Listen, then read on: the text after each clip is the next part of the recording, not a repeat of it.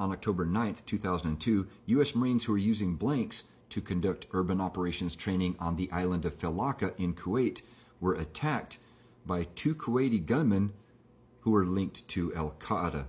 Anas Ibrahim Ahmed el-Kandari and another were slain by U.S. Marine staff NCOs who were armed with Beretta pistols.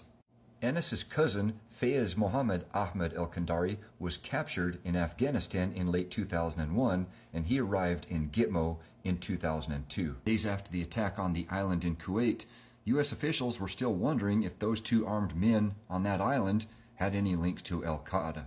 Classified Gitmo documents that were later leaked and are now open source would later reveal the exact nature of the relationship between the Gitmo detainee Fayez el-Kandari and the Felaka Kuwait shooter Anas el-Kandari.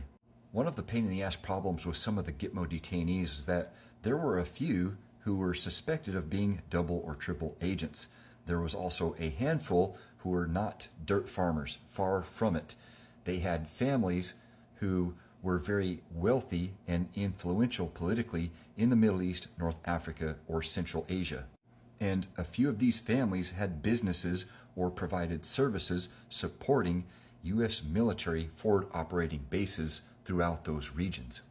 This SIGAR report regarding the situation in Afghanistan that was published in 2013 titled Contracting with the Enemy, DoD has limited assurance that contractors with links to enemy groups are identified and their contracts terminated is only one of several OIG-type reports that came out about this situation.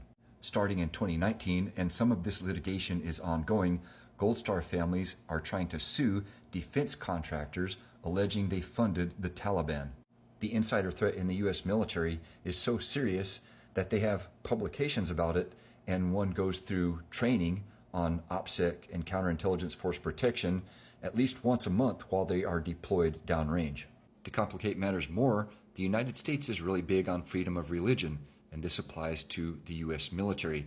There are many Muslims proudly serving in the U.S. military, and I've seen a few that are openly supportive of groups like Muslim Brotherhood, because that is not advocating violence, and Muslim Brotherhood is not a designated terrorist group by the United States.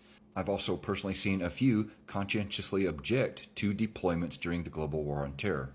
I've also witnessed American Muslim defense contractors aggressively proselytize, trying to convert U.S. military members to Islam in off-duty hours, and this is all perfectly legal.